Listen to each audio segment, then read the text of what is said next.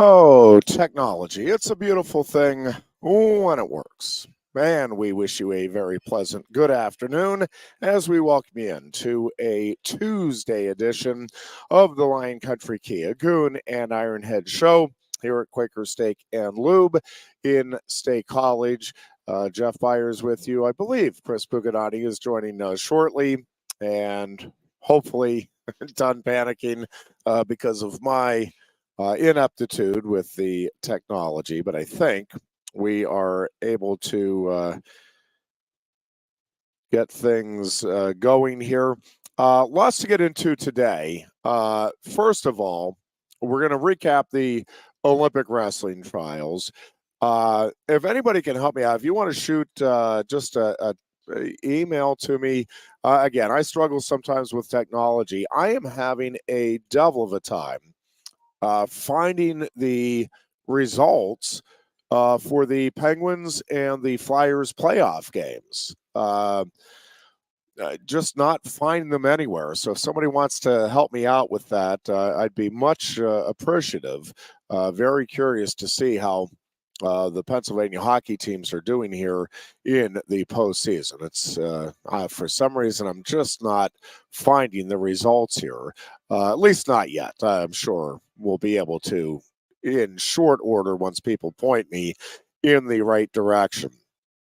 We'll get into a few other things as well. Congratulations to the Penn State men's volleyball team. Another EIVA championship. Penn State heading to the NCAA tournament for the 34th time in program history. That is a record. UCLA is 2 behind Penn State and has the second most NCAA tournament appearances. Penn State next Tuesday, a week from tonight, will be out in California and will take on Penn State will go in as the number 5 seed and will take on the number 4 seed UC Davis in the first round, which is the quarterfinals of the NCAA championships. Again, a week from tonight, semifinals then will be a Thursday, and the NCAA men's volleyball championship match will be a week from this Saturday. We'll also talk a little baseball today, and we'll see what other trouble we can get into.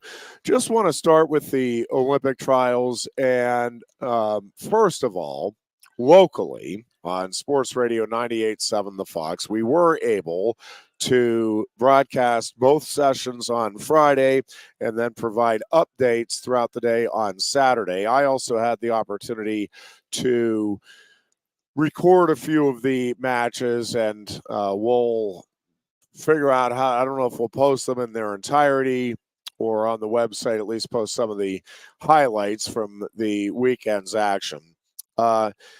Several things stood out about it. I talked with a few folks at the Jordan Center and a few folks with Penn State Athletics, and the general consensus was that there was no doubt this was the biggest event that the Jordan Center, at least athletically, has hosted.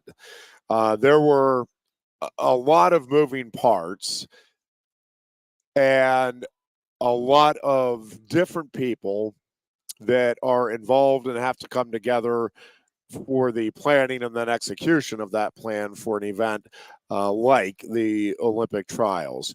For me, it was an exhilarating weekend, a lot of fun, and learned some things along the way. One of the things that that really does stand out to me is just the amazing stories that are behind each of the journeys for the folks that just competed in the trials. And I sometimes wonder, obviously, everybody that was there because they believed in their heart of hearts that they really had a shot to be the person representing the United States at their weight in the Olympic Games this summer. And that means the overwhelming majority of folks that competed at the Olympic trials went home disappointed in the result. I think there is a lot to be said for those that put their heart out on the line and do the journey.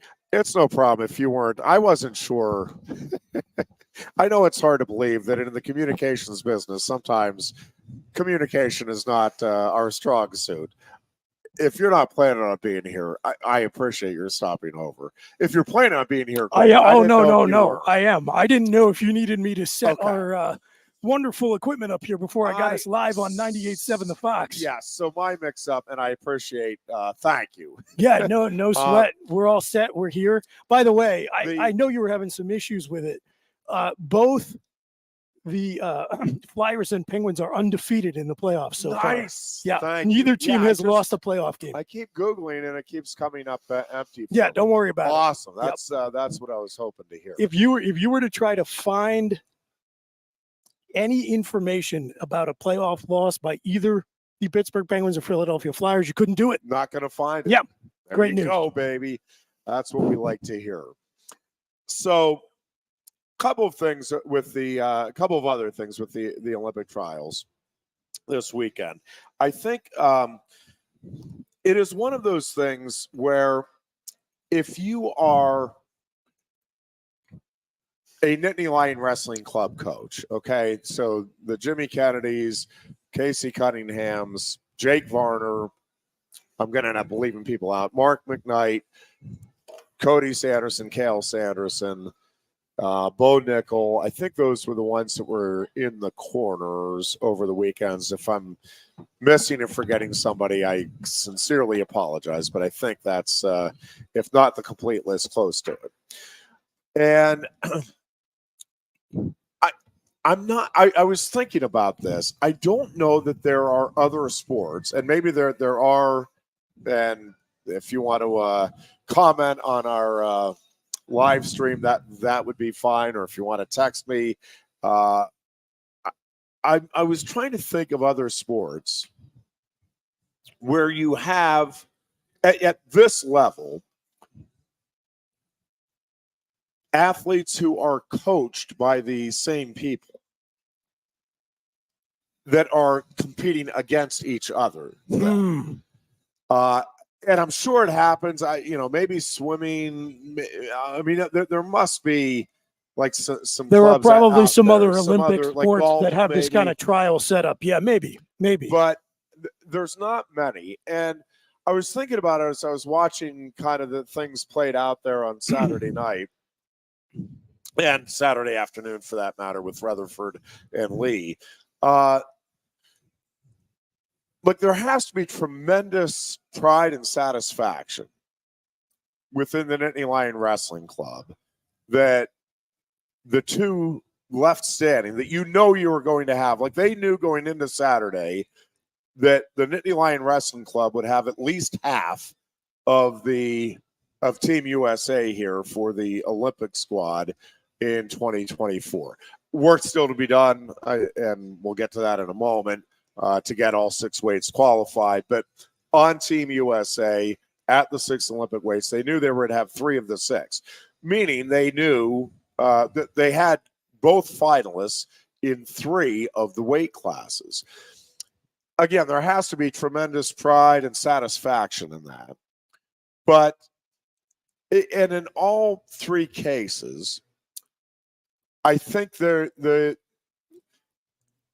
you're genuinely heartbroken as a coach for the guy that loses, because you know how much time they put into it. You've spent that time with them.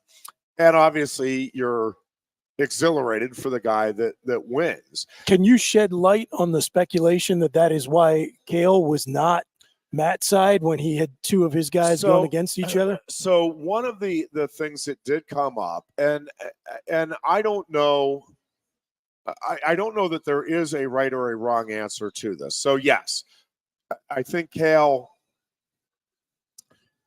maybe in some ways you could argue very naively, but I genuinely think he did not understand the impact of him being in a corner has on the wrestlers. Yeah. Both ways. Like, it is extremely satisfying if you are competing to look over and there's Carol Sanderson, your coach in the corner.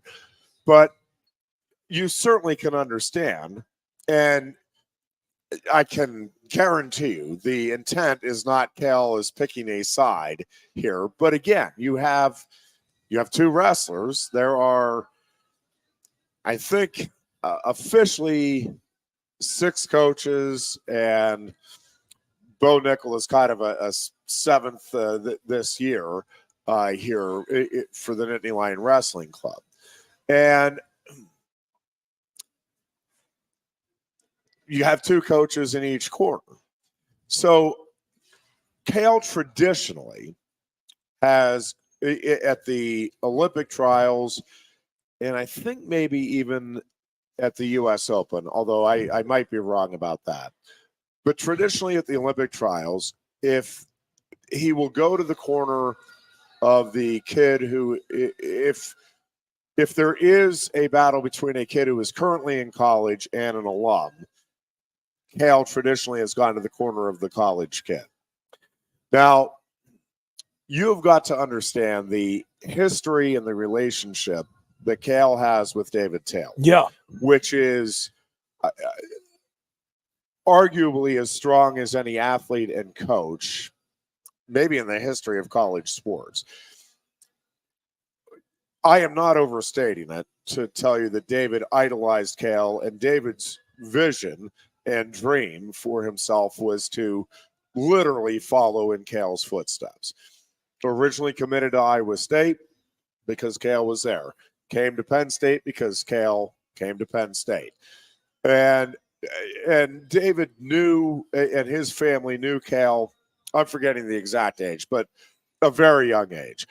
David was the exception to the rule, as I think we've talked about often, where I'm not a big fan, generally speaking, of kids going year-round in any sport at a young age. I'm not sure I'm a big fan of it even at high school. I get a lot of people do it. A lot of people go on and have tremendous success. I'm not trying to change anybody's mind if you do it. It's not something I'm going to get passionate about. If you're doing it with your kid, you get to raise your kid the way you want, and perfectly fine with that. Not condemning anybody who does it.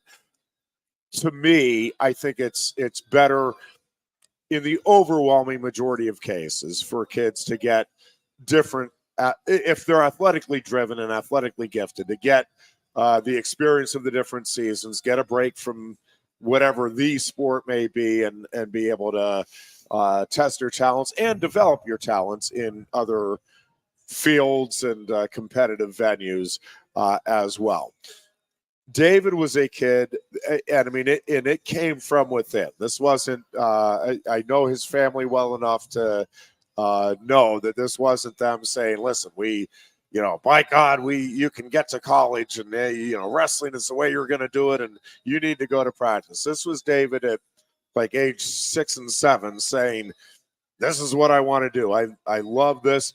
And listen, I did that when I was a kid, and then a month later, I'm on to something else. Yeah. And then a month later, David was like, it was constant. Like, that was his drive, his focus. He loved it. And like, truly, he was just born to do what he does. Right. And he will be the first to tell you that and he has a lot of fascinating stories of guys that were with him on the travel teams at those young ages. And a lot of them were done before they got to high school. Even more done after at high school, and few went on. Few that were involved the way he was involved at that age went on and had terrific collegiate careers. Like, that is not generally what happens. But again, this was a guy that one certainly had some natural athletic ability in the sport. But I mean, when I tell you he loved it, like, it was an everyday man, this is what I want to do type of passion. And so, again, at an early age, he's having success. He loves the sport. Cale obviously is the dominant figure in American wrestling, 4-time undefeated national champion at Iowa State, Olympic gold. So David and his family foster a very good relationship. And I mean, Cale, again, has been as influential on David as anybody outside of his family. And to a large degree, I think the Taylors would tell you Cale is family for them. So when I think it was, now I might be getting I think this was just last year, Aaron Brooks is still in college. And so Cale's in the corner.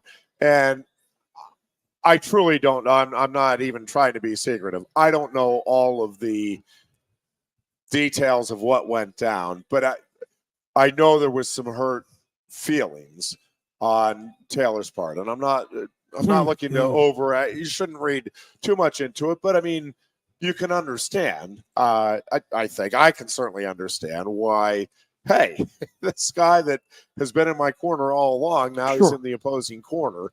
And so, yes, I think it was very deliberate and intentional that, listen, and with all of those guys, again, Nick Lee, Zane Rutherford, I think I told the story on air. If not on this show, it might have been on the morning show. It might have been on both.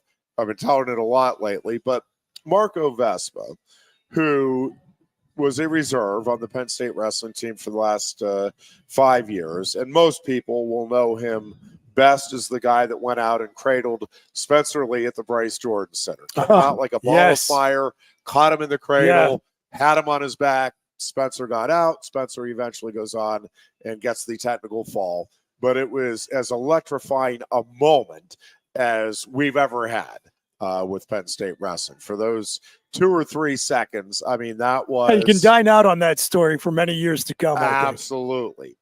So Marco is in the hotel restaurant management that I always get the letters mixed up on, but that major, the tourism major at Penn State. HRIM. Thank you. And was at an event that with my wife's foundation that they run with that major. And Marco is part of the class project. They do it annually, and if you get the chance to sign your kids up, it's a hoot. They have 6 different group activities that they do. Usually yoga's one, usually some sort of football related thing, because usually there's a football player that's in the major and in the class. And there's usually another athlete or two. Aaron Brooks did it last year, and Carter Starachi did it with a golf event. They do a couple of different events throughout the course of the year, I think last year as well. And so I'm talking with Marco at this event, just asking him what he's doing in the future. And he said, well, I feel like I have to pay it forward. Like, with everything Cale has done for me, like, I need to pass that on to the next generation. I would be not holding up my end of the bargain if I just let everything that Cale taught me, much more about life, but wrestling too, just stop with me.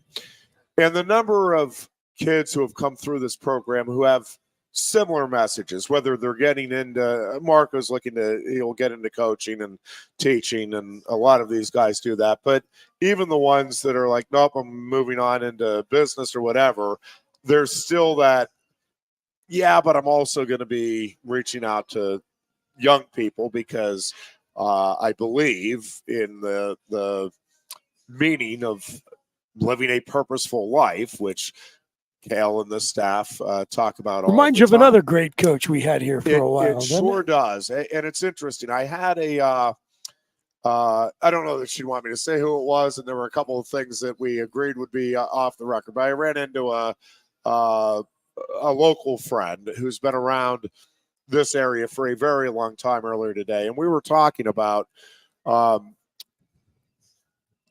how remarkably fortunate we are in this area to have had Joe Paterno for the years we had, everything that he represented, everything that he did with the program, with the community, and with impacting the lives of young people.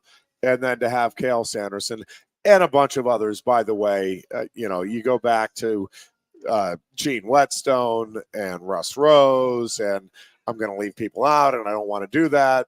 Renee Portland, obviously, Char Moret, Curtis. I mean, so we've had a wonderful tradition and legacy, but Paterno and Sanderson, in terms of the way they conducted themselves, the way they went about coaching their sport, where it truly wasn't the end result was winning. The drive and the focus was not on winning. It was on being the best you could be. And it is such a fine difference between the two, but it is such a significant difference. Trying to win, trying to beat somebody else means you put in the amount of effort that it takes to beat that person. Now, maybe you're not good enough to beat, me, not good enough to beat most people out there in anything. But again, that if your focus isn't on that, it isn't on beating anybody. It is, how good can I get, and can I truly become the best version of me?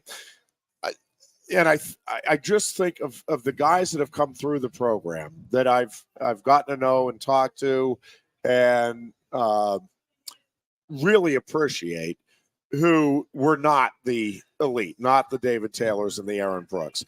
And I'm thinking of guys like, Baylor Shunk, who came up and, we talked briefly during the trials, and Marco Vespa, and again, a long line of guys. But these are guys that leave here without all of the accolades, without the national titles. And I am telling you, to a person, and there may be an exception of the ones I know, to a person, like I'm not aware of anybody who has come through and is like bitter about the experience. It's like, no, like now I know how to challenge myself, what to ask myself each day to make sure I'm doing, again, the very best I can. And again, everybody recognizes there are people that are working just as hard, putting just as much into it as Aaron Brooks or David Taylor, and they're not Aaron Brooks or David Taylor. They don't have that ability. There is a God-given talent component to it. Now, wrestling is one of those sports where you can work yourself into being very good. But like anything, I mean, there are limits. There is, if you have a Saquon Barkley or an Aaron Brooks, where you have God-given ability, talent, and then you put that work ethic in, you have the humility to challenge yourself and not, rest on your accolades, that's when you get the elite of the elite, right? That's rare stuff. But most people don't have that talent, but they can make themselves. And I think, even pre-Cale, like James Yanoshotis is still, to me, one of the all-time great stories at Penn State. That is a kid that came in his freshman year. We're watching him, and it's like, it's just brutal. Like, I love the kid, and man, he is all heart, but just doesn't have the talent. Like, he's never going to be an All-American. I'm not even sure he's going to be able to start after this year. But that kid, I mean, believed in himself, worked his tail off, and did become an All-American, and became a really good wrestler. Probably should have been a two-time All-American. One as a junior and had a really good senior year, and just a couple things didn't go his way at the NCAA tournament that year. But, wrestling, again, is one of those sports where you are going to get something out of it. Now, you're going to put a lot into it, but you're going to get something out of it at the end of the day. And reading through some of the comments, and I haven't been able to find it again, and I've been trying all day, and not my Flyers Penguins things. Like, I actually have tried to find, because I think it was a tweet. Alec Pantaleo, who is Michigan product, really good kid, and really good wrestler, and wrote something to the effect of, man, I have put everything into this, truly believed I was going to be the representative on Team USA, but have absolutely no regrets, no resentment.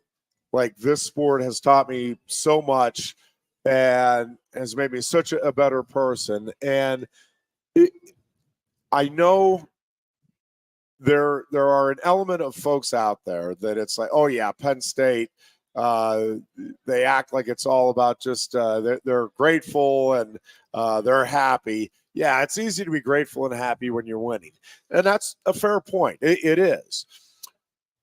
I think this past college season, and even at these Olympic Games, one of the things you saw was that gratitude even when things didn't go your way. Bo Bartlett, as an example, after the NCAA tournament is over, that Saturday night, the Penn State Wrestling Club puts together a social. They've been doing this for at least a couple of decades. And the wrestlers and coaches stop by afterward. It's a reception. They usually have some snacks and hors d'oeuvres and drinks and that sort of stuff. And we bring the wrestlers up, and I have them say a few words, and then Kale gets up and closes out the night usually.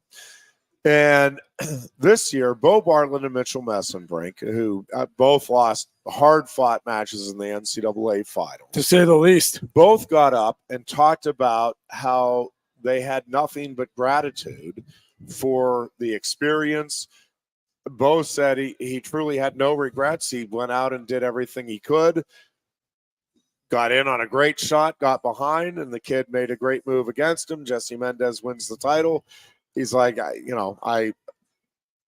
went out, I laid it on the line. I truly feel like I did my best and came up a little short, and I'm okay with it. I mean, I wanted to win, want to win next year, going to try to really focus on taking that next step, but not sitting around and beating myself up because I did what I could do.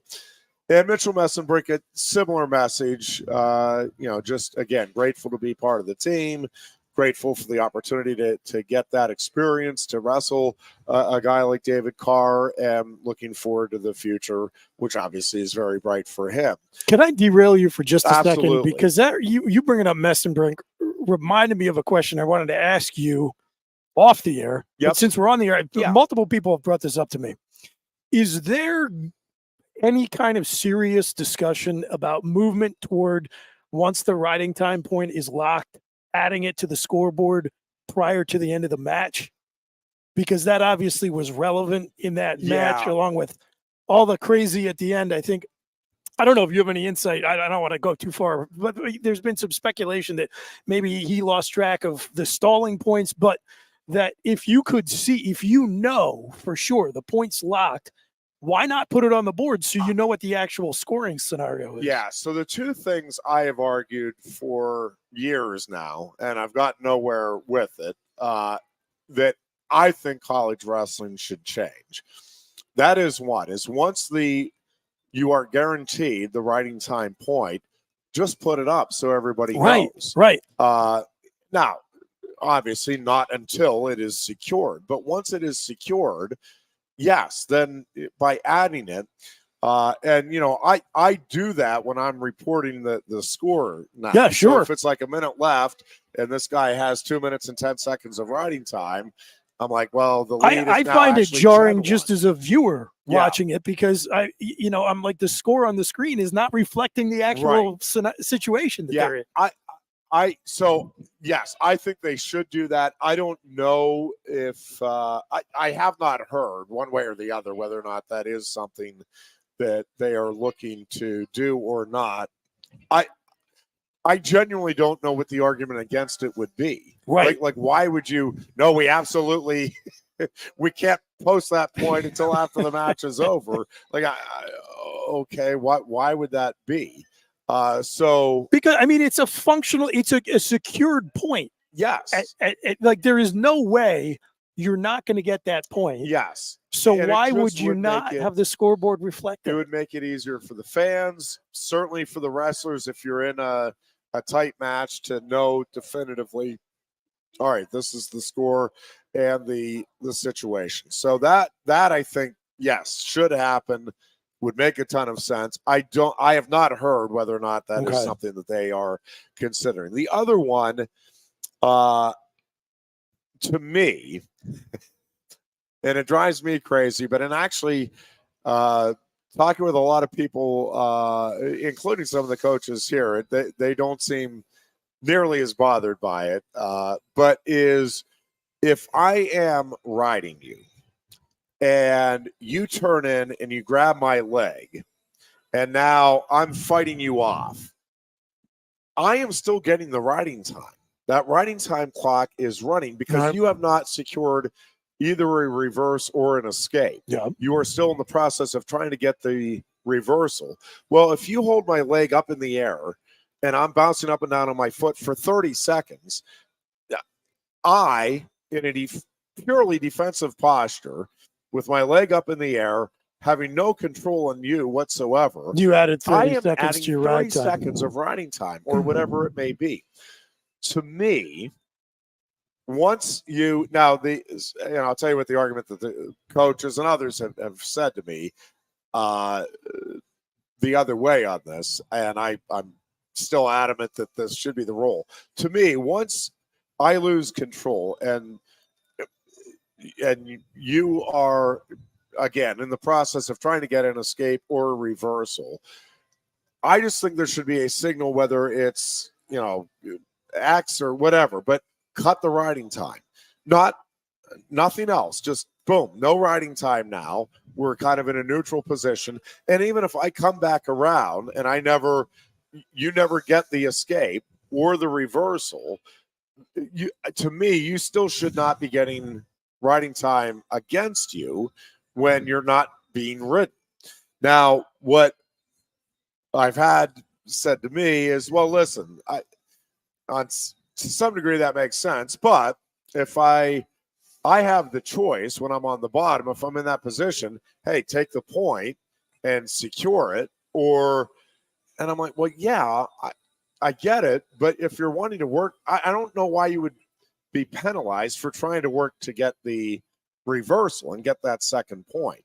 But in essence, you are or can be, depending on the situation. That's a good point. Yeah, you argue that well. I had not really thought about that. That's interesting. I've been arguing this for well over a decade. Maybe 2 decades now, and I've got nowhere with it. So you see the impact I have on the sport, but that to me just as always is something that would make sense. And I wish they would do, because it drives me crazy. And we've seen, it's rare, but we have seen matches decided on that where it's like, yep, the guy ended up with 1:05 in riding time advantage and he wins it. It's like, well, yeah, but 45 seconds of that 1:05, he wasn't on top. Like, he was not in control. I don't know. It drives me crazy. It does not seem to bother many other people. So going back to the gratitude of the sport, Bernie Truax at the NCAA tournament, and I'm forgetting, I don't know if this was in his last match or, and it may have been in each of the losses, but after one of them, he kind of did the cross sign and looked up and expressed gratitude. Again, this is after a loss, after the dream of being a champion has been vanquished. That is gratitude and appreciation. And I guess my point is that when the Penn State kids talk about how they are grateful and that they are joyous and all of that, it is genuine. It is not something where it's like, yes, thank you, God, for letting me win. It genuinely is, thank you, God, for giving me the opportunity to compete to the best of my ability. And when you have that comfort and confidence, I do think it is part of the winning formula at Penn State, because the Penn State kids truly, they want to win, no question.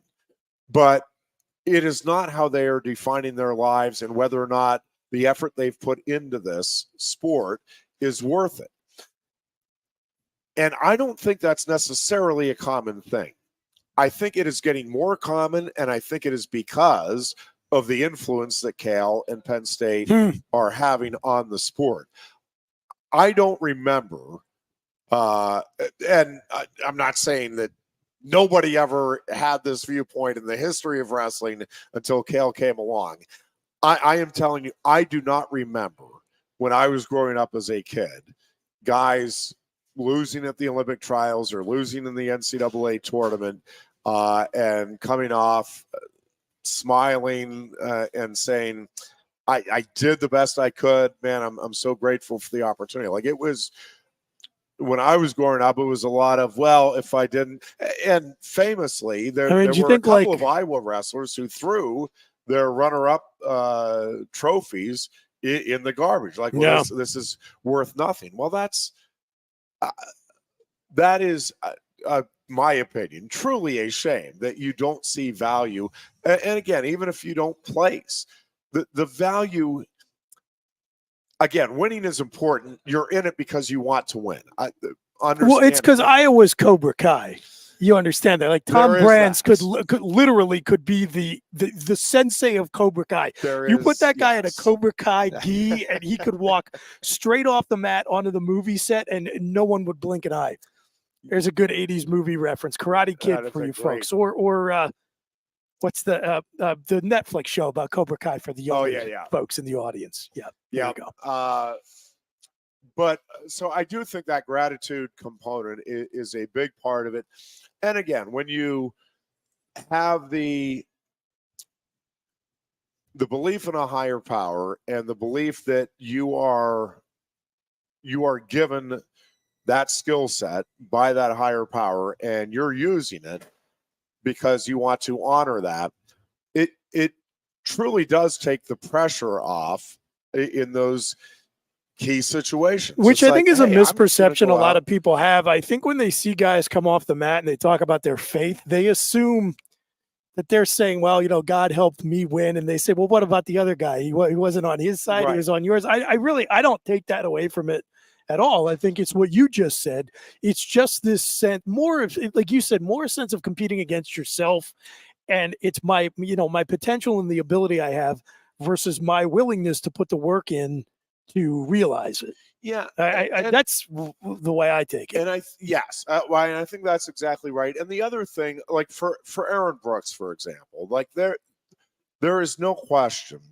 And I think Bo Nickel and Jason Olf and others would tell you the same thing. But I mean, Aaron Brooks has just said exactly this, which is,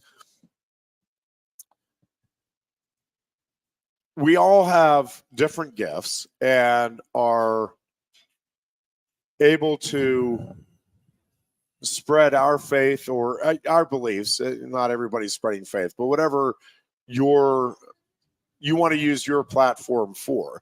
We all have different ways to do that, and to varying degrees.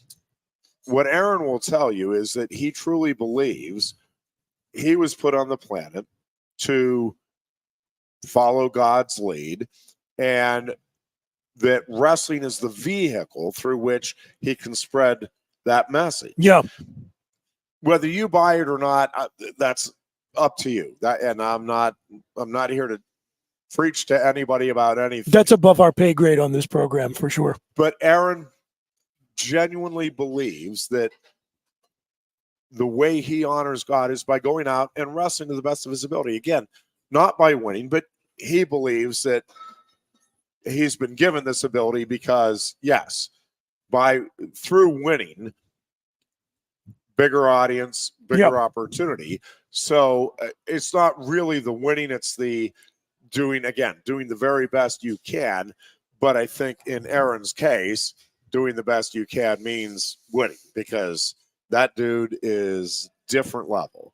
And to say the least, we saw that for sure this weekend. Can I ask you, I can't imagine that you were stunned by that result. I wasn't stunned. Maybe a little surprised. was surprised. Yeah, I really was, just because, and not so much that, I didn't think Aaron was capable of anything. I've been around him enough and watched him enough to know that, yep, on any given day, he is certainly capable of doing unbelievable things on the wrestling mat. But I think I even said last week going into it, I really thought going into that David Taylor was among those, and I would put him at the top of the list of guys that are best wrestlers in the world, pound for pound. I think what he's done against Yazdani is unreal. Yeah. And again, he just had come as close to perfecting his craft as I think we've seen just about anybody in the sport do. And so, I was surprised, not shocked, because Aaron, a couple of things. Aaron and David obviously know each other well. Aaron helped train David to a large degree for the 2021 Olympic Games, where David won gold. So they know each other's game well. There was no question David is nearing the end of his competitive. I think the plan all along was for this to be his final year of competitive wrestling. Now, he envisioned it going out with a second gold medal at the Olympics, but Aaron is coming on, knows David's game. Again, David getting toward the end of his career, Aaron just wrestling really at the top. But the other two things that I think, at least in my mind, factored in, and I'd be curious, maybe after a little time, I'll reach out to David and maybe he'll tell me, no, full of it, that's not, that had nothing to do with it. But Aaron right now is dialed in on wrestling. Like, that is, wrestling, and he's finishing up school, but the school work is largely done. I'm sure there's some things there that it's not that 0% of his time is going to school, but I mean, he's in good shape. As a scholarship athlete at this point, if you've been in school for 4 years, the bulk of your work was done a while ago. Yeah, and I think I don't know this, but I think I'm not sure that he needed the credits. This is not like when Noble and Conlin were here, where you took a victory lap and then came back and did the extra credits 2 years later and wrapped it up. It's very, very different approach. But whereas David just had David and his wife just had another child within the last month. Yeah, the time starts to run together. David is involved with his wife in some business ventures and has been doing other things. Now, David is as good as anybody I've met. Uncompensated plug, K2 Roots. Love those guys. It's my favorite pre-running meal. Just had lunch there yesterday. Good stuff. Smoothies. Yeah, oh, my God. Awesome. Smoothies. And David is as good as anybody I've ever known at time management. It's like this time is boom. This is that. This time is that. This time is, and he is remarkable in his ability to, this is my family time. This is my wrestling time. This is my business time. And he manages all of that. But he's managing all of that. There's a lot on the plate there. He runs the M2 and has a great staff around him. I mean, I get it's not It's not taking a lot of his attention, but it's taking attention, right? His wife and family are taking attention.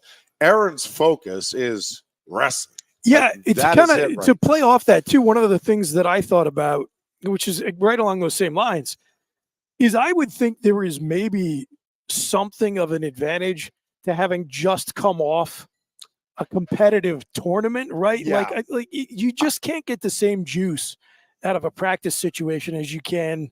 You're in a winner go home pursuit of being one of only a handful of 4-time national champions. Just the amount of focus and the way you got to be dialed in. Yeah. And he's just came off that. Yeah. A few weeks ago. One of the discussions I had with Clay Stedman on the air on Friday. Yeah. But I was just positing the idea with you guys did a great job this weekend, by the way. Thank you. It was a lot of fun to listen blast. to. And thank you for all of your help behind the scenes. Yeah, sure. Greatly appreciated.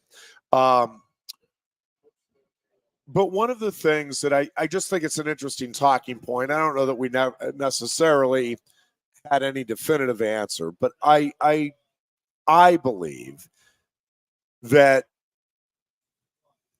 one of the best routes to success in the freestyle level is having that successful college season and riding the momentum into the Olympic trials. Yeah. In this case. Just as an example, Alex Facundo took this year off to train just freestyle, really focused on the Olympic trials. Alex, by the way, had a terrific showing. Like, this is not to say, boy, he wasted that year to do that. He did not. And I'm not sitting here telling you that if only Alex Facundo had wrestled collegiately this year, my gosh, then he'd be on the Olympic team. Yeah. No, he was in an unbelievably tough weight class. That 74 kilo weight class was brutal. But he was right there with Jordan Burroughs. And, you know, what Kyle Dake is able to do is unreal. And we'll get to that in a moment too. But going back, just finish up two things. So Mess and Brink, I think, going on and taking third is remarkable and shows his continued growth and development and what the future holds for him. Going back to the Brooks-Taylor match, the other thing that I think factored in there is exactly that, the momentum that Aaron Brooks had and kind of the confidence that came with the season he had at the NCAA level.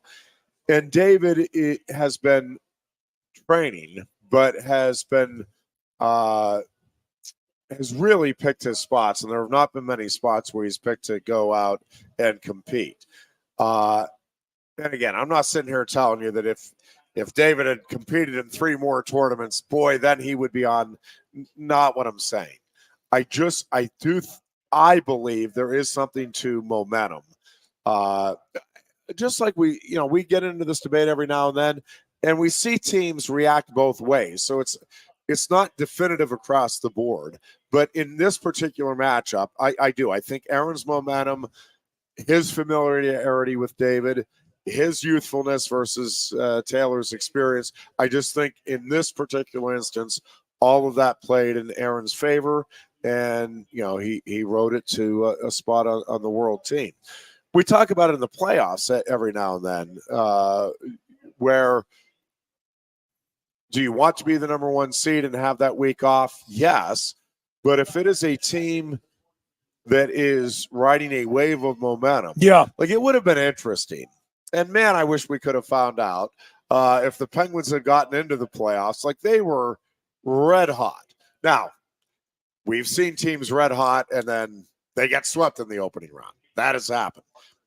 Not saying I know or guarantee anything. It just would have been interesting. They were a hot team down the stretch. Not hot enough. Didn't do enough during the season. I get it. But it would have been interesting just to see, all right, can they ride that momentum? I mean, when you bring that up, you'll love this. The team I think of right out of the gate is the 05 Steelers. Well, yeah, that's a 9-7 wild card Super Bowl champion.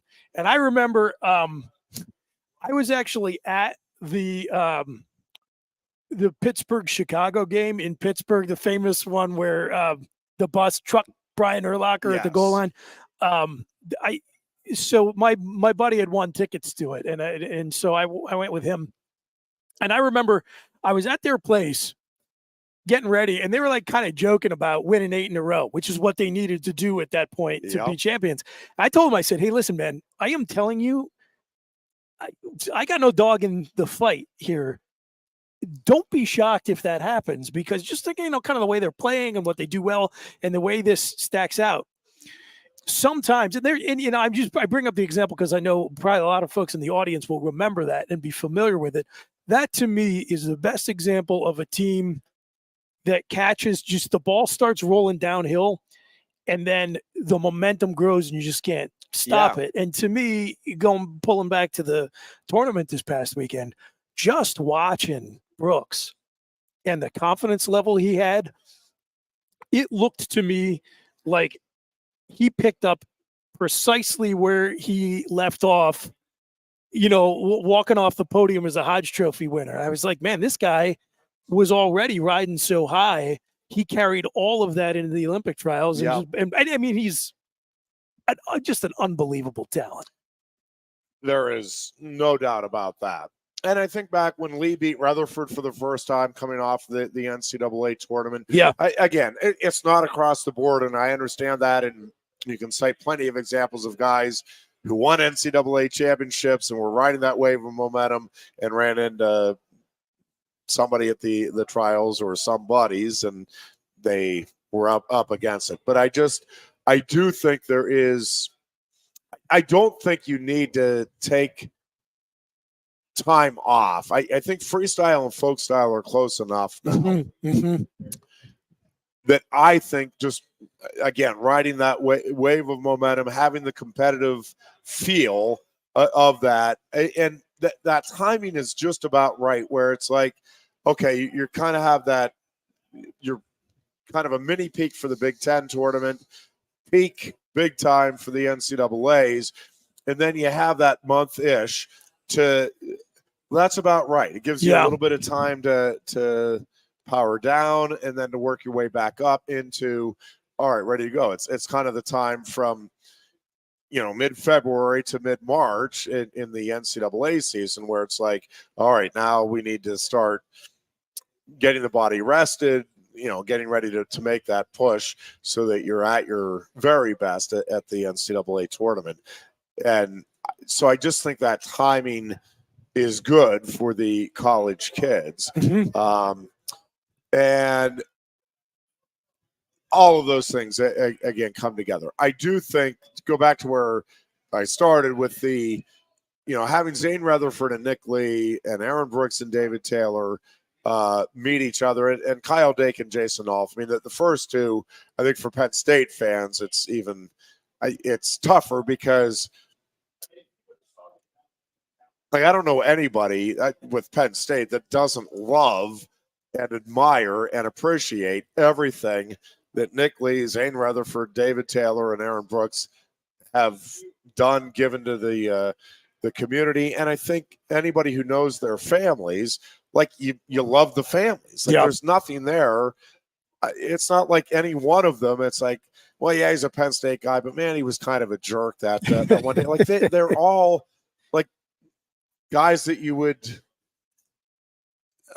you want representing your university or your family, or to at the Penn State banquet this year, Kale's theme was, guys that you want dating your daughter.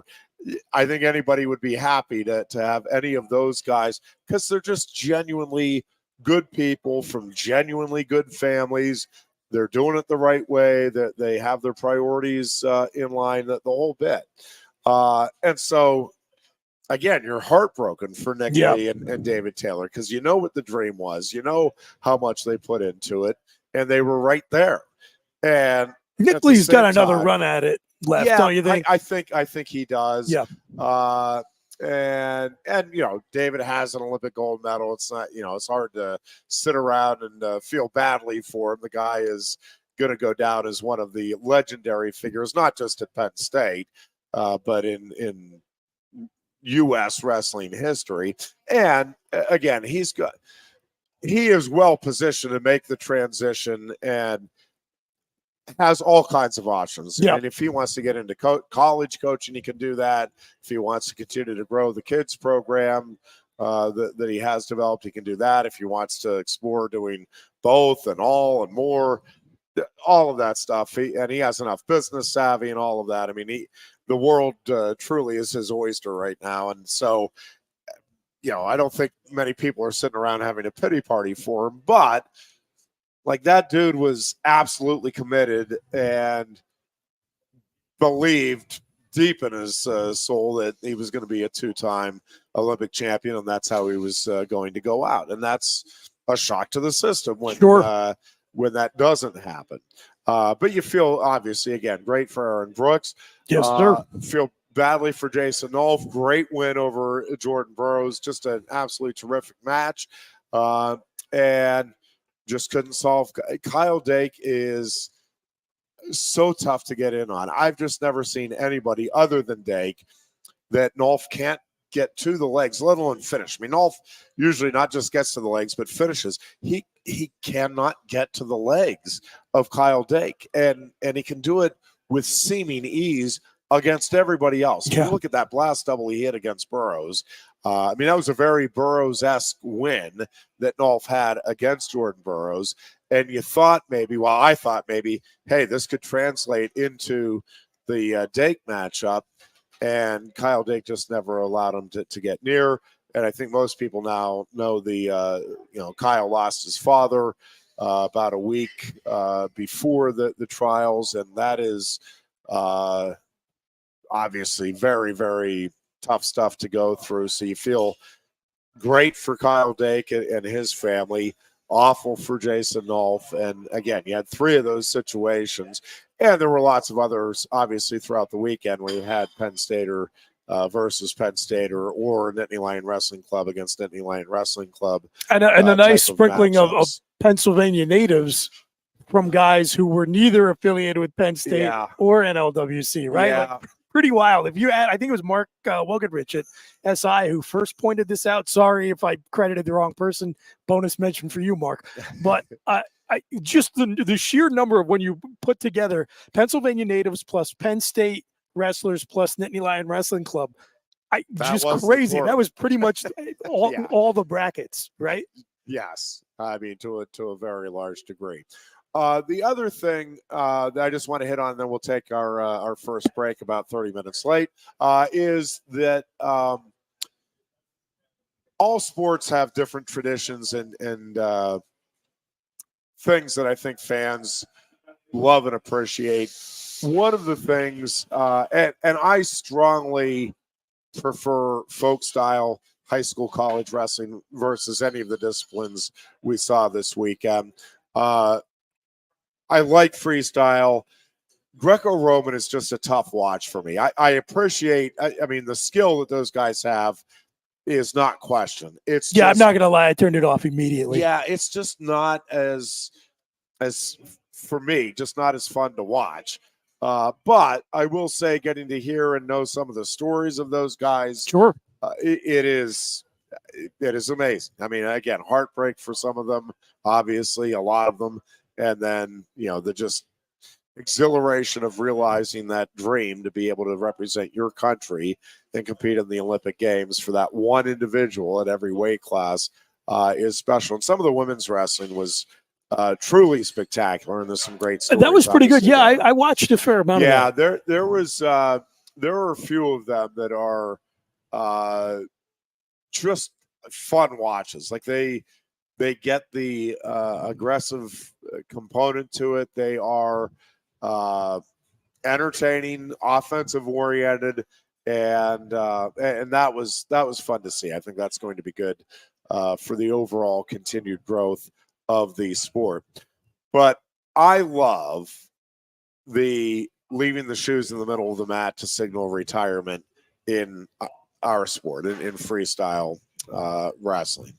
And Jaden Cox will go down as a legendary figure in our sport for sure. And then to see Mark Hall do it and to see the appreciation that he got from the fans as he was walking out, I think I'm guessing it was a little more, even more emotional than he maybe was anticipating, given again the fact that he was competing on his university. Yeah. It was just a poignant moment in the weekend, and there were a lot of them. And it was, again, just a very special couple of days at the Bryce Jordan Center. We'll take a break. We'll get into some other stuff as we continue. It is our Tuesday edition of the Lion Country Kia Goon and Ironhead show. The Goon is down in Florida. I'm heading down to join him for a charity event that we will be involved with Thursday through Saturday this weekend, and the Dear Booch will be filling in for us on Thursday's show. And again, we are coming right back with more on this Tuesday afternoon on WFXS Pleasant Gap State College. Coast into fall with a new Kia from Lion Country Kia. Right now, get a 24 Kia Seltos for 5.25% APR for up to 48 months. A new Sportage plug-in hybrid at 0.9% APR. Check out our 23 Sorrento hybrid for as low as 4.5% APR. And don't forget, all 2023 and 2024 Kias come with a 10-year, 100,000-mile limited warranty. Stop in and meet with one of our sales experts today and coast into fall at Lion Country Kia. We want to see you in a Kia. Since retiring, I have spent my time searching the countryside for the hottest wings in America. I always seem to end up disappointed. You call these hot? Back off, Luigi. Mamma mia. Look, hands it, busboy. Your wings suck! I knew I should have stuck with Quaker Steak's triple atomic wings. You think I'm tough enough? The Center Hall Farm Store has been serving Center County and beyond for well over a half century. A small family business, the Center Hall Farm Store specializes in animal nutrition and manufactures its feed fresh using local ingredients. Get the best in horse, cow, pig, chicken, and bird feeds. If you're not already a customer, stop in and see why so many of your neighbors are. The Center Hall Farm Store at 110 West Allison Street in Center Hall, or call us at 814-364-1393. Sioka Toyota of Williamsport invites you to stop in today or check us out online. We have the smart path to your next Toyota, like the all-new Crown, BZ4X, the all-new Grand Highlander, Corolla Cross Hybrids, Sequoias, and more. Over 100 new Toyotas here and on the way. Don't make a $1,000 mistake. Choose Sioka Toyota of Williamsport and see the Sioka dealership's difference. Buy or reserve yours today and see for yourself why Sioka Toyota is the only stop you need for your next new car. Sioka Toyota, it just feels right. Ready to be part of something bigger? Come pave the road to success at Glen Baker and discover a career where your hard work and determination can build a bigger, better future. Our team believes we can build a stronger future together. Join us at Glen Baker, where we value teamwork on the field and on the job. Go to GOHcareers.com to apply. GOHcareers.com. And best of luck to all the Center County sports teams all season long from everyone at Glen Baker. With a Timber Kids savings account, you can start to save money, earn prizes, and teach your kids the value of savings. It's easy as 1, 2, 3. Building futures is what we do at TFCU. You really need to belong to a credit union. You belong at TFCU, Timberland Federal Credit Union, a credit union you can grow with. The Goon and Ironhead. We welcome you back to the Lion Country Kia Goon and Ironhead show. We are at Quaker Steak and Lube, where the all-you-can-eat wing buffet is now officially underway. You can come on down, enjoy the great assortment and array of wings and wing sauces, great beverages, best staff around. I'm going to tell you that this staff, I'll put them up against anybody. Yeah, we're not lying. Absolutely. Very friendly, very courteous, very on top of things. There's a reason that this place has become a very popular hangout for a lot of folks in our area. And there's a reason that the repeat business is very, very high here at Quaker Steak and Lube. And we thank them for their support of our little program from the inception here. It's been an important relationship for us. Our thanks as well to Lion Country Kia and to Sioka Motors, both great places, obviously, to purchase your next vehicle, and Timberland Federal Credit Union. We thank them for coming on board and appreciate their support as well. And public service announcement. It is primary election day it is here in indeed. Pennsylvania. So if you are a registered Republican or Democrat, I was talking with a friend of mine who has been involved in organizing local politics for a long time. And she goes out and stands at, she happens to live in my neighborhood, so it's my polling location. She goes out and stands at our polling place every election, primary in general. And I was talking to her earlier today, and she said turnout has just been putrid. I mean, in fairness, there is not a whole lot going on other than a couple of, on both ballots, state row offices, which is not super sexy. That is not going to get people involved. But, I always say to people that it's such a privilege to live in a place where that's a right you have. And Amen. So take advantage of it if you can, and if you're among the many disaffected or unaligned political independents, just keep looking for ways to open up this primary, I think, is the argument I would make. But right now, if you're a registered Republican or Democrat, there's still time.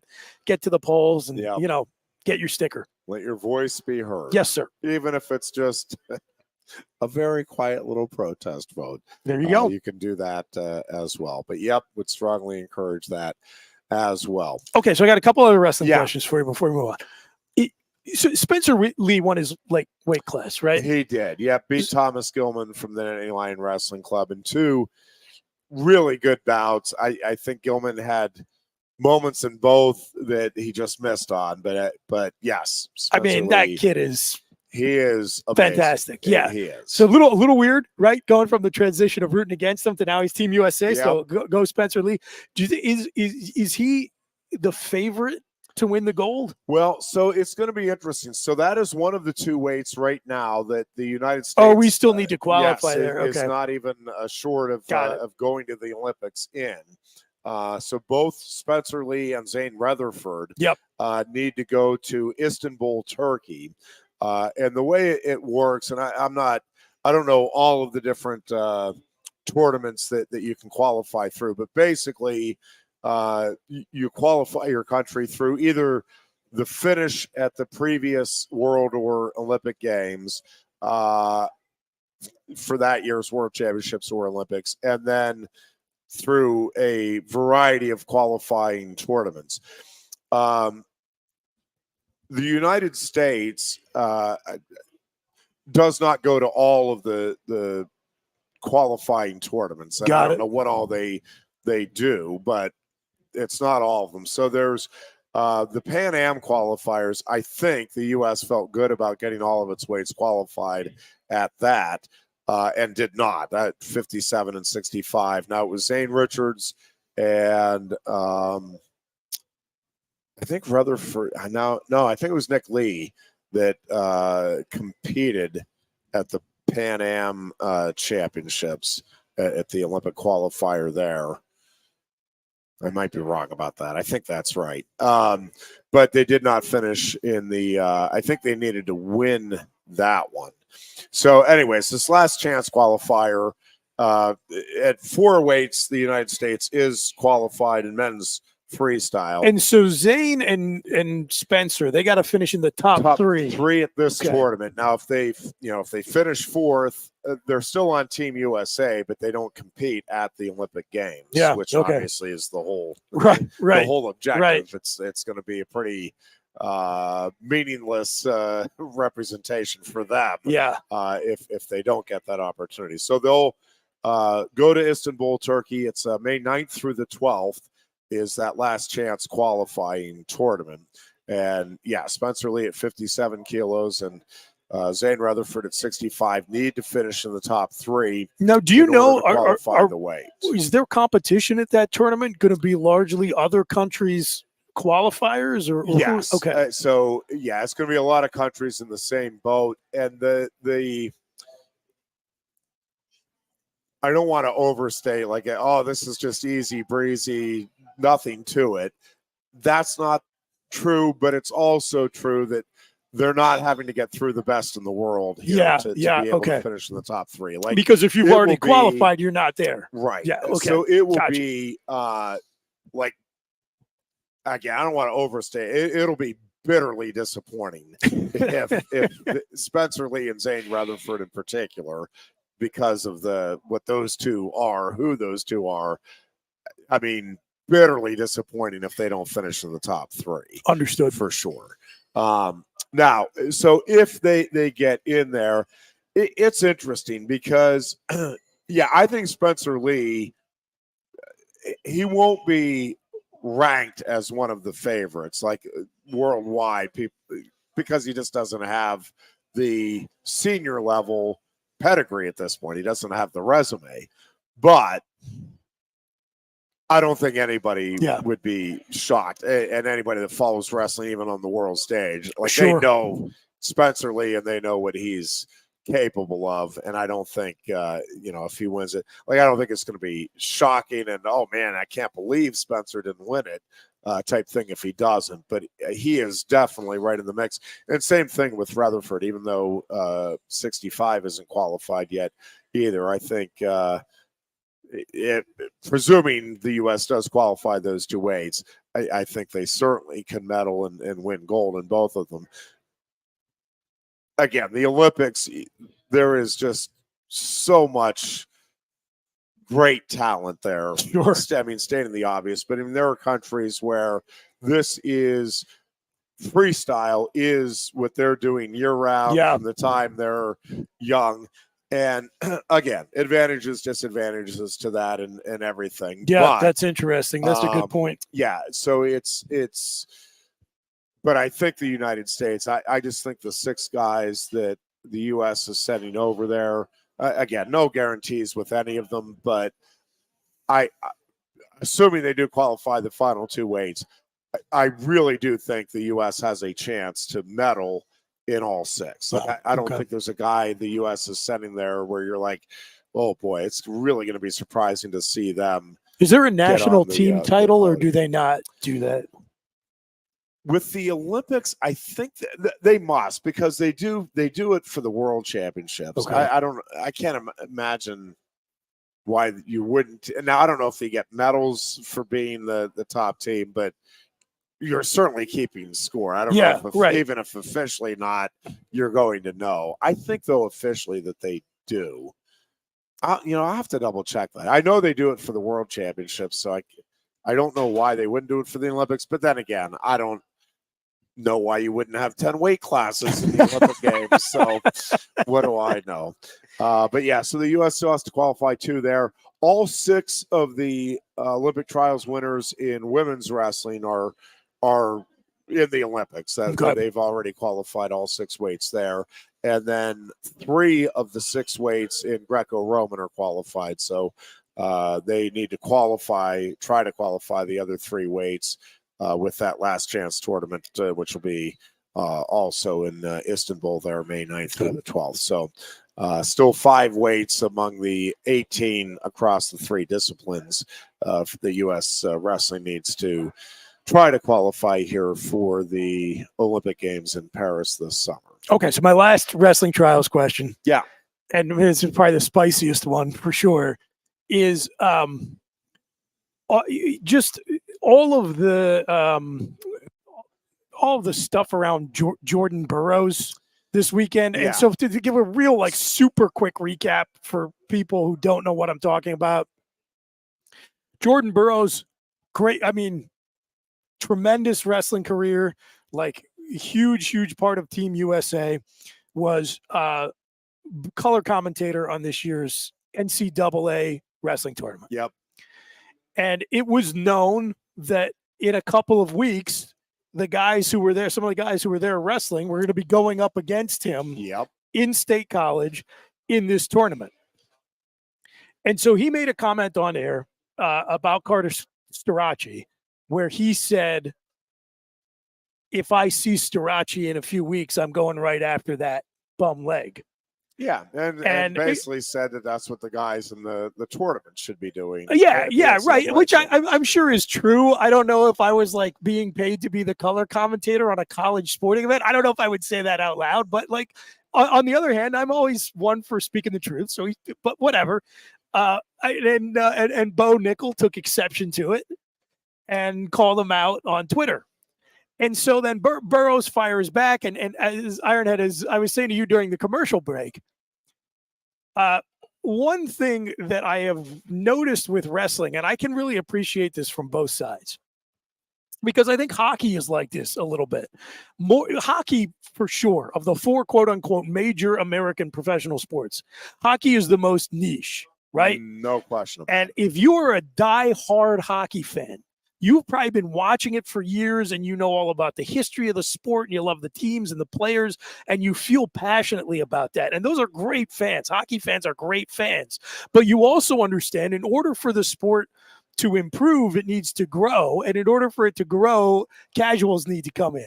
And so it's funny, like you find yourself in a position of wanting the sport to grow and resenting the casuals the moment they walk in the door. So this is happening with wrestling as well. And we at Penn State are right at the tip of the spear because of, number one, like Cale's focus on the, the nuts and bolts of growing the sport of wrestling, and the way in which, Penn State is like a big college football brand, having so much success in wrestling, pulls in a lot of schlubs like myself who are just like, we're like Christmas and Easter wrestling fans. And so we show up, and a lot of the diehards cannot stand, number one, Penn State, because we're like the Alabama of the sport, which we're not used to being as Penn State football fans. And number two, these are the worst. These are the casuals who just come in, and they're not here for the sport. They're here for the bread and circuses of the, flame wars on Twitter. And so this whole past weekend, things were chippy between the fans and Burroughs, and maybe some of the guys on the mat. So there were two incidents I wanted to get your take on. Number one, after the match between Burroughs and Messenbrink, which was a hard-fought match, won by Burroughs, and there was maybe like I watched the video, and I was watching on my phone, so maybe it was just a small screen. I did not see what people were getting so worked up about, but I guess he smacked him or punched him on the back of the head, supposedly, and then Messenbrink reacted. So then that, of course, gets all the Penn State fans even more. Their dander's already up. Then they see that, and they're even more, fired up. And certainly people were probably celebrating with a few adult beverages over the course of the weekend. So then, when Burroughs ends up losing, apparently somebody yelled at him as he was going out into the tunnel, "Your career is over." Now, again, you take the diehards I'm talking about. When you have a niche sport, your pool of diehards is just numerically smaller than if it's a huge sport. So like I said to you, there's maybe 5% of the diehard college football fans are on Twitter. Maybe 25% of the diehard college wrestling fans are on Twitter. So it may just be that I'm looking at reaction on Twitter. I'm like, oh my God, everyone's talking about it. It's like, no, it's just 12 people, but those 12 people represent a bigger slice of the pie. But I see people like, oh, these idiot drunken Penn State fans. Like if you listen to the folks on Twitter talking about this, they're just non-Penn State wrestling fans. They act like the Bryce Jordan Center erupted in booze, and like people were throwing bottles at Jordan Burroughs and cussing at him and everything. And my perception, from what I saw online, Iowa fans threw a water bottle. Actually, did throw a water bottle that hit Carter Starachi when Penn State wrestled out there. Like exactly. Like that. Yes, that's a great analogy. Yes.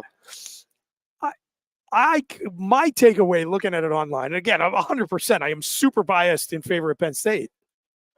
But my view of it was like, oh, yeah, like there was some jawing at the guy that, like, I can see the perspective of people who say, like, no, like, respect this guy's career and respect that this is Team USA and we're all pulling the rope in the same direction here. It's not about where you went to college. It's about the stars and stripes.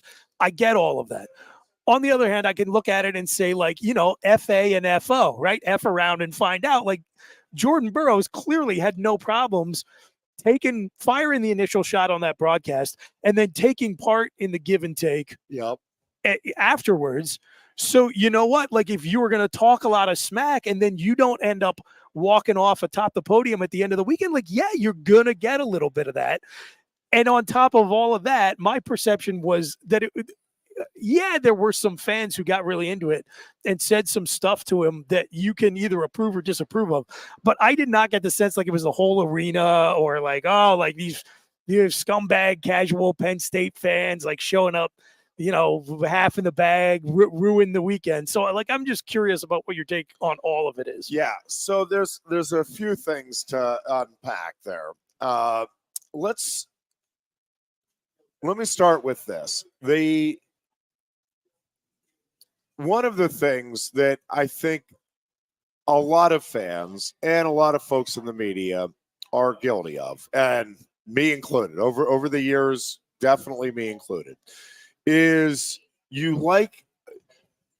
take an incident and it's like, well, and just like I just did, I was being Iowa fans did Iowa. this. Like, yeah, it was an Iowa fan, to be clear. Right. An Iowa fan threw a water bottle. Yep. And actually, I don't even think it hit Starachi.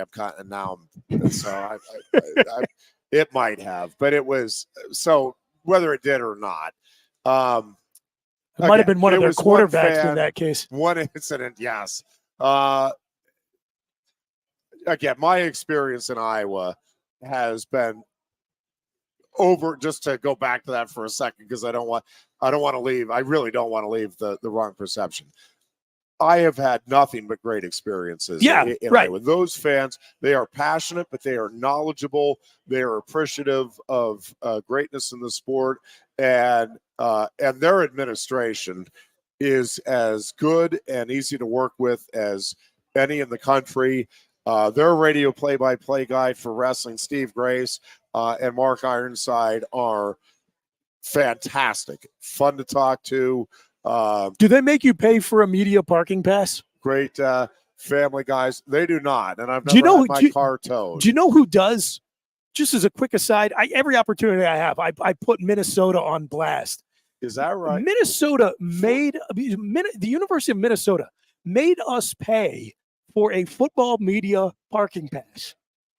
Wow. It's so ridiculous. I'm like, this is insane. You get to of all the programs too. Like, at least, if I went to like Alabama and they made me pay for a media parking pass, I'm like, well, okay, all right, fine, whatever. But Minnesota, come on, guys. I did see, infuriating. And I don't know where he was parked or anything like that. I did see Tom Ryan, Ohio State's head coach, had his car towed, got his car towed from the George Center. That is phenomenal. Over the weekend. That's phenomenal. Good job. I did not follow Shouts to the U-Park police. I do well done. Find out more about that particular story. There were a lot of interesting things, just fun and funny going on. So starting with the fan incident, because number one, it is, I have not seen anywhere where anybody has verified that was a Penn State fan. I get that there were a lot of Penn State fans there at the Jordan Center. Yeah. But I saw and talked with a group of Purdue fans there, and I'm still not exactly sure why the Purdue fans were there, but there was a group of them, because I don't think Matt Ramos, to my knowledge, and maybe I'm forgetting somebody, and maybe there was, and this just now hit me, why this didn't hit me earlier, but maybe there was somebody on the Greco-Roman side, and the more I'm thinking about it, I almost would guarantee that is the case. Okay. Anyways, there were groups of Lock Haven fans, Lehigh fans, and there was a strong group of Michigan, Nebraska, etc. So every story I have seen on that, it's like, this Penn State fan, but I haven't seen anybody like show that was the that's person yeah, attired in that's Penn actually a State great gear point. You know what? or- I thought about that over the weekend, and I also thought, I'm like, I mean, come on, it was probably a Penn State fan. But you're right. And Nobody, may very well people, have been. I mean, people I'm not- talk about it like it's a it's a proven guarantee, fact, yeah. and it's not. Yeah, And- that's a very good and point. maybe it was. I mean, Yeah. maybe some of these reports. I just haven't seen anywhere where like somebody showed the picture. That, No, I hey, haven't. this was I the have guy not and either. That's he's a head good to point. toe in Penn State gear. And I was almost now, maybe he was. Yeah, I don't know. I thought about that. I thought, I'm like, am I just being a homer on this? Like he probably was. But yeah, that's So- a good point. I saw that and I thought, man, this is so characteristic of how we do conversations around the news right now. We take something that's probably true or truthy, to use the Stephen Colbert word. We take something that's truthy and we treat it like it's true. And you're right. You are absolutely correct. We should not say definitively that was a Penn State fan because we don't know that it was. But I mean, look, I'll also freely acknowledge that if we're working on circumstantial evidence, a Penn State fan would be the most probable culprit for sure. So, so a few things about the bout with Messenbrink. Yeah. And then I'll try to circle back again. There's Did you? I know you were on the floor. Did you even have a good scattershot view of it? ideas. I was actually up in the normal media section, Oh, okay. concourse All right. level. Okay. So yes, Okay. I did have a good view of it. A couple of things. What Jordan Burroughs has done for USA Wrestling, I mean, he has put together one of the all-time great careers. No doubt. Where exactly you rank it, we can debate, but I mean, it is up there. Arguably as good as any career in USA Wrestling history. It is on the short list of careers that you would put up there.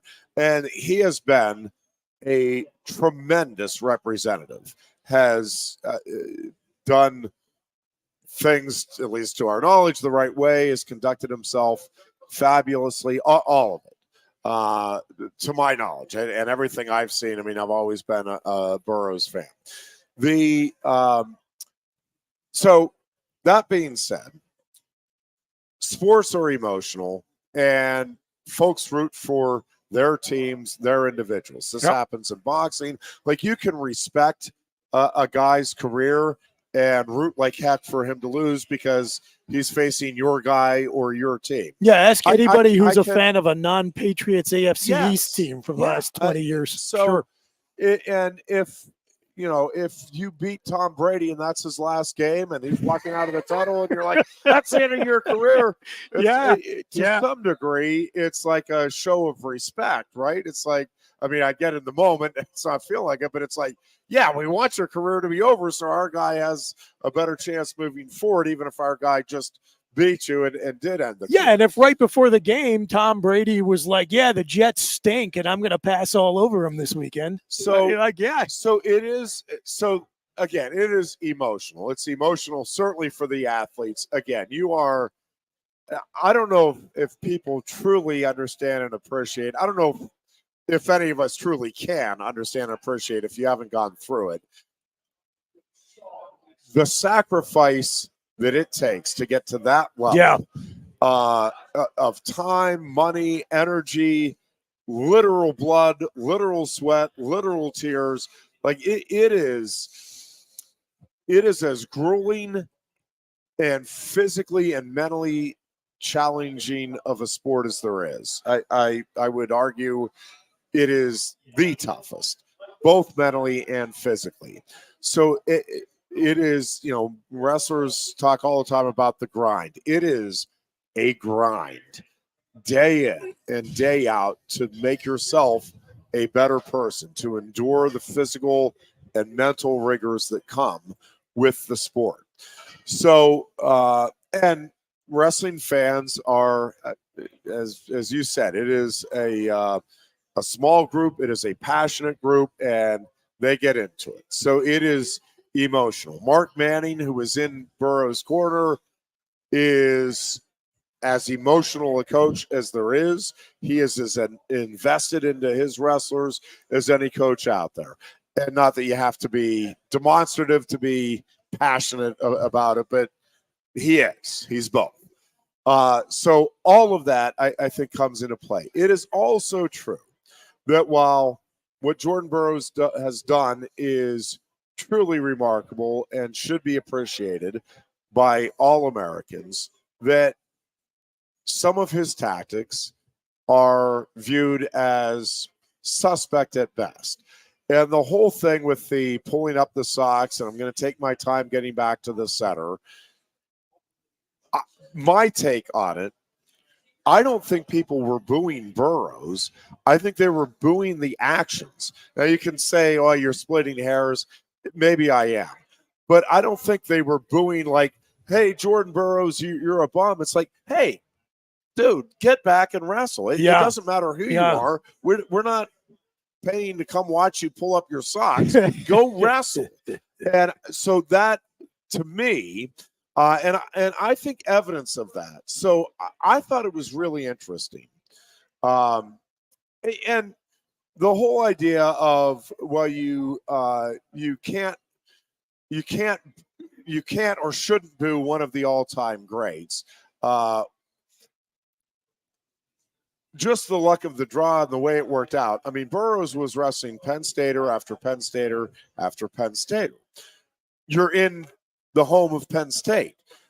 If, take any, and it's hard to do, but like if Michael Jordan at the end of his career came into the Bryce Jordan Center, this is a horrible example, but and he's playing for Team X, and they're just putting together an exhibition game, and he's like, I'm going to get some of my buddies, and I want to play the all-time great Penn State team.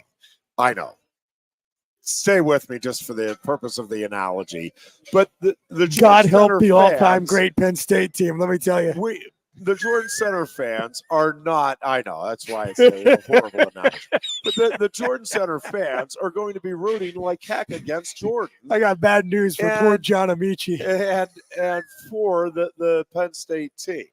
And same thing, if Tiger Woods comes to the blue course and is playing in the Summer League Championship, and there's a Penn Stater against him, and they're going to the final hole even, you're obviously you love that Tiger Woods is there, you respect him, but you're rooting for the Penn State guy. It's a Penn State crowd.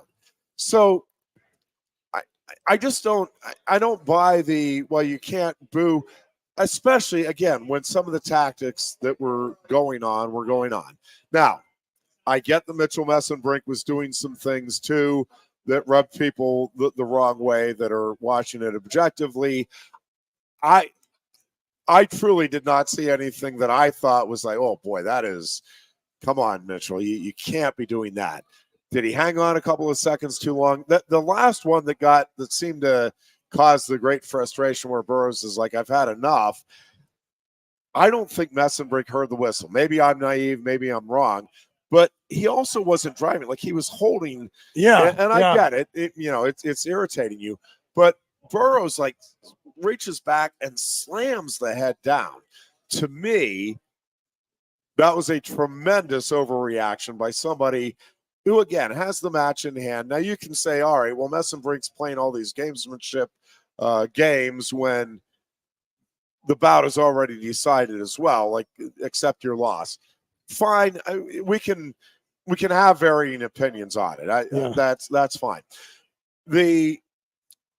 Then there was the constant jawing, and I think that's what drew the boos against. And again, I don't know that it was so much against Burroughs as it was the actions, the constant going back and forth after you just won a match handily 8-3.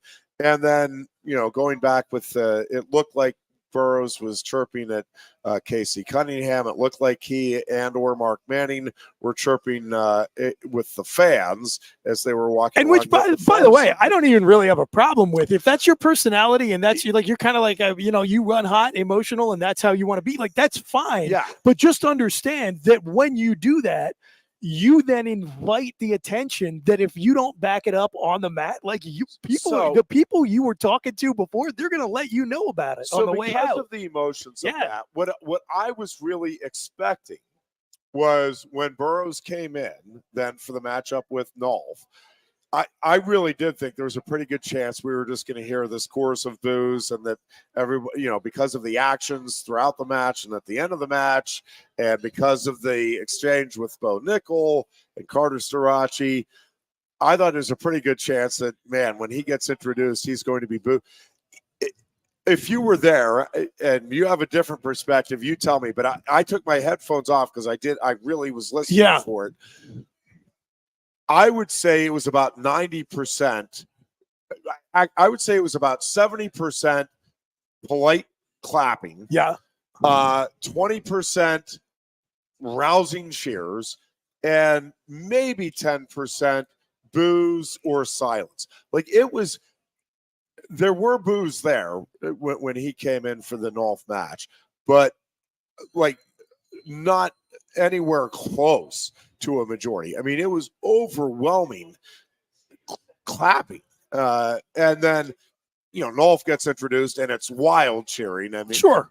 But again, if anybody else has a different perspective, but what I saw and heard is at the start of that match, after everything that went down with Messenbrink, all of the Twitter battles with Starachi and Nickel, what I heard was overwhelming cheers and clapping. And I think, again, to me, it was appreciation for the career that he had. That's what I took away from it too. And I got the impression, like a lot of the loudest critics after the fact were kind of stemming from the fact that it's a little weird as a Penn State fan to see this, but we are the alpha. I mean, we're Alabama, we're the Patriots, we're the New York Yankees. And so, of course, anyone is going to look for any reason to take a shot now. And it's weird to think about when you're on the other side of it.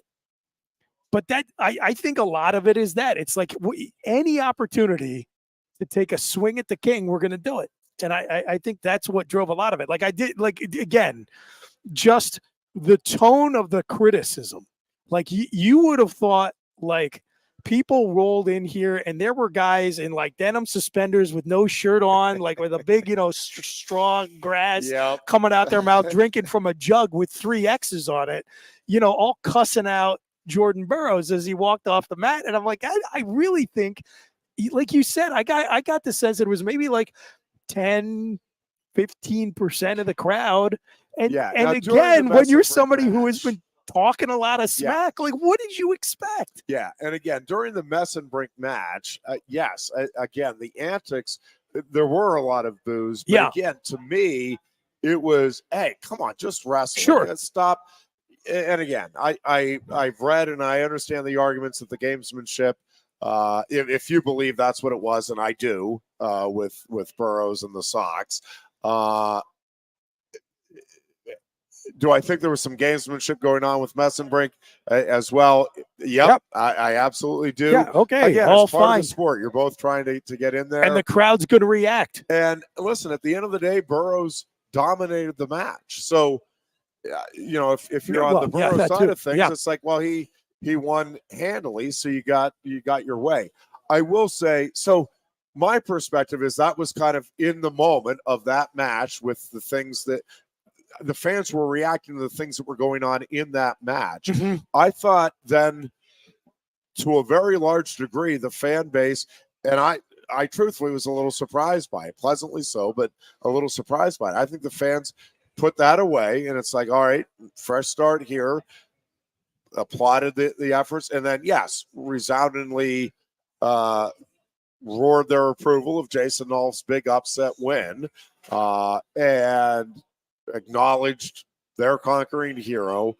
And again, you had one guy, I get it, and maybe disrespectful, but at the end of the day, I don't know, if the worst thing you hear is that, hey, your career's over, I think there's a lot of athletes that have heard a lot worse throughout their careers than your career's over. And I think there's like a 0% chance any of that happens without him like actively and willingly participating in the back and forth, like all the way leading up to it. Right.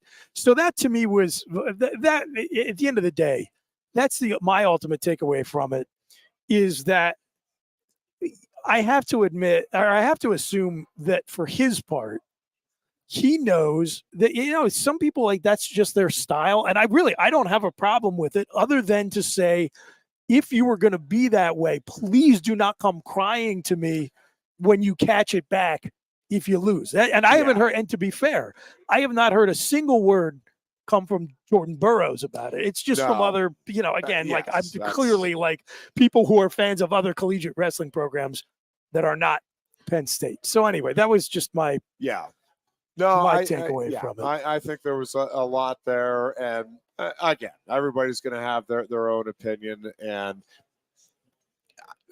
to me, that's part of what makes sports fun and exciting, is these debates and having, I think that guy's a bum. I think that guy overreacted. I think that guy did this to cause that. Like, that's, at the end of the day, what does it matter whether Jordan Center fans booed, wildly applauded, sat there quietly? Like, that's not actually affecting Jordan Burroughs' life or Mitchell Messenbrink's life or Jason Nolf's life. These guys are all grounded enough and have achieved more than 99% of the people that were in the stands there.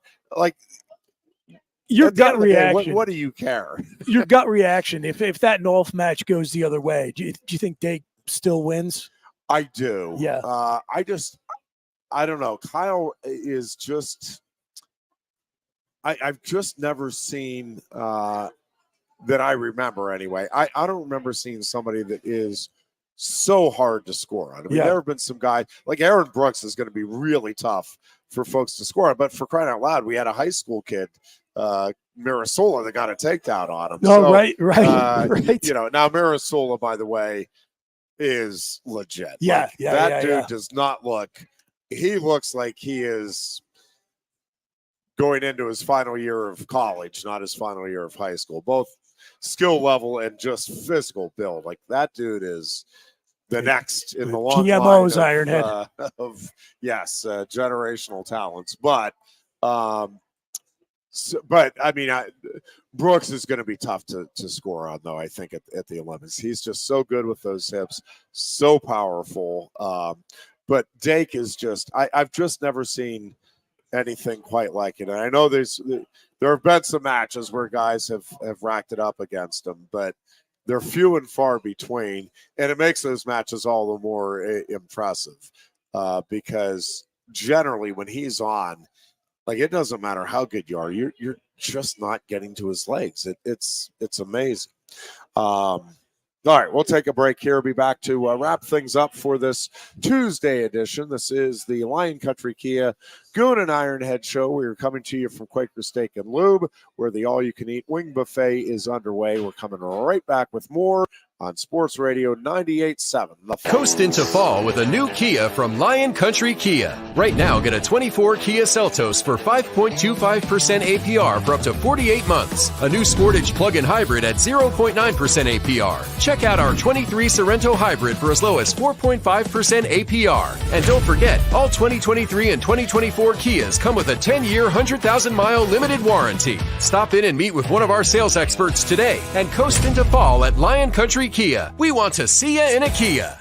Since retiring, I have spent my time searching the countryside for the hottest wings in America. I always seem to end up disappointed. You call these hot? Back off, Luigi. Mamma mia. Look, hands it, busboy. Your wings suck. I knew I should have stuck with Quaker Steak's triple atomic wings. You think I'm tough enough? The Center Hall Farm Store has been serving Center County and beyond for well over a half century. A small family business, the Center Hall Farm Store specializes in animal nutrition and manufactures its feed fresh using local ingredients. Get the best in horse, cow, pig, chicken, and bird feeds. If you're not already a customer, stop in and see why so many of your neighbors are. The Center Hall Farm Store at 110 West Allison Street in Center Hall, or call us at 814-364-1393. Sioka Toyota of Williamsport invites you to stop in today or check us out online. We have the smart path to your next Toyota, like the all-new Crown, BZ4X, the all-new Grand Highlander, Corolla Cross Hybrids, Sequoias, and more. Over 100 new Toyotas here and on the way. Don't make a $1,000 mistake. Choose Sioka Toyota of Williamsport and see the Sioka dealership's difference. Buy or reserve yours today and see for yourself why Sioka Toyota is the only stop you need for your next new car. Sioka Toyota, it just feels right. Ready to be part of something bigger? Come pave the road to success at Glen Baker and discover a career where your hard work and determination can build a bigger, better future. Our team believes we can build a stronger future together. Join us at Glen Baker, where we value teamwork on the field and on the job. Go to GOHcareers.com to apply. GOHcareers.com. And best of luck to all the Center County sports teams all season long from everyone at Glen Baker. With a Timber Kids savings account, you can start to save money, earn prizes, and teach your kids the value of savings. It's easy as 1, 2, 3. Building futures is what we do at TFCU. You really need to belong to a credit union. You belong at TFCU, Timberland Federal Credit Union, a credit union you can grow with. The Goon and Ironhead. One final segment here on a Tuesday. Jeff Byers, Chris Bucanani filling in for the Dear Goon today. Again, Goon and I will both be out on Thursday. Booch will be filling in, and then we'll be back. We'll be talking all NFL draft next Tuesday on Thursday. Yes, sir, with Chris the Buzzsaw Adamski of TribLive.com, who will be coming to us directly and live from the Steelers facilities, is my understanding. That's very cool. Getting ready for the big night. Yeah, I'm looking forward to seeing where the Steelers go. Like, it feels like offensive line is still. Yeah. Okay. So give me 2 answers. Tell me what you think they're going to do, and in a perfect scenario, what you would like them to do. If that's different, maybe those 2 things are the same. Yeah. I mean, I would love. So I think they've got to get offensive line help. I think that's the biggest need. Certainly not the only need. They still, I think, like almost all, if not all, NFL teams, it's like, yeah, we could use some more help at cornerback. You could get another shutdown corner would be helpful. It's funny, much like Philadelphia, who may possibly be in the market for a first-round corner this year. Pittsburgh and Philly both are just notoriously do not draft that position in the first round. No, and notoriously need help with the position. Yeah. Pittsburgh especially has had a rough run there. It's been a little rough. But yeah, my guess is that they go O-line. Won't be shocked if they don't, but I think that's where they'll end up. That good with you? You're gonna be. I mean, I think smart NFL fans get excited when their team, even though it's not a sexy pick, you draft a good O lineman in the first round. You're like, man, that's somebody who could make an impact for a decade. Yes, if you hit on it, and that's obviously always the key. It was funny. I was listening to. All in all, though, man, Pittsburgh's got a pretty good track record in round 1. So I was listening to the Two Pros and a Cup of Joe show that we air 6 to 8 weekday mornings. And LeVar, and I'm not remembering if it was Brady Quinn that he was getting into, or maybe it was both him and Jonas, but they were talking about the quarterbacks in the first round, and do you move up? Could like the Bears move down? Does it matter whether or not? How convinced are you that Caleb Williams is definitely that generational talent and is your guy, or does it matter much if you get the third guy? And it was funny because they're like, well, no, the LeVar was arguing that maybe you do make that move and it makes sense because you don't know. And they're like, well, no, you do know. Like, Caleb Williams is the one guy for a reason. And it's like, well, yeah, but there's been a lot of guys that have been the one guy for a reason that don't pan out. And so what I think LeVar was getting to is if on their board, if they believe that there's not much difference between Williams and Drake May and maybe even J.J. McCarthy. I mean, LeVar was saying he doesn't think there's that much difference between May and McCarthy. He agrees that he thinks Williams is kind of clearly number one. But again, there's no guarantee. But if the Bears are looking at it and saying with their evaluation that there's not that much difference in what we see between what we see as the ceiling or what we think these guys are going to do between, let's say, a J.J. McCarthy even and a Caleb Williams. And there's going to be people out there as, well, you're nuts. Obviously, I mean, Caleb Williams is, well, okay. Again, Tom Brady, 6th round. Like, and there's all kinds of examples both ways. Am I wrong? Manning I don't think a Manning, but I don't think a single quarterback drafted this century, number 1 overall, has won a Super Bowl. The last one to do it was Peyton Manning, and he was 99, right? And so, or 98. Is that So, 98. He was 98. So I don't think a single number 1 overall quarterback, and there have been a bunch of them, has won a Super Bowl. Now, a few have gotten there. None of them have won. So, and part of that, I will contend, is part of it is just Manning, Brady, and Roethlisberger just winning all of them for a while. But part of it too is, where does the number 1 guy to go? A team it's that a stinks. mess of a situation. But usually it's a team that it's not just that. Boy, if I were the Bears, but my number 1 knock on Caleb Williams would be, this is a guy the Chicago Bears are willing to draft, right? Like that's a red flag right out of the gate. Right out of the gate. If I was in the Browns war room on draft night before we turned our pick in, I'd be like, hey guys, wait. Does this seem like something we would do? Does drafting this guy seem like something the Browns would do? If it is, like, rip that card up and pick somebody else. Sorry. Yeah. No, but I mean, a lot of times you're going to a team that, yes, might be struggling talent-wise too, but a lot of times the team that's picking number 1, it's not just that the roster needs some work. It's that usually that there's either a coaching change that has just occurred, so you're going into a new situation, or the imminent threat of a coaching change. Probably a lot of organizational instability overall. Yes, or that there are some problems internally where, either things are clashing or it's just not working from a ownership / GM. I mean, somewhere along the line there, things are not going well.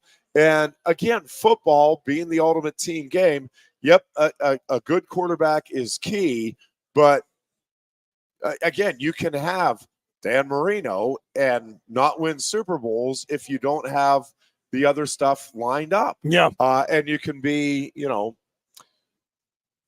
Mark Rippon and win a Super Bowl if you get the other stuff. So sure. I mean, quarterback, no question, is important, but there is a lot of things that go into, as you're saying, being a successful franchise.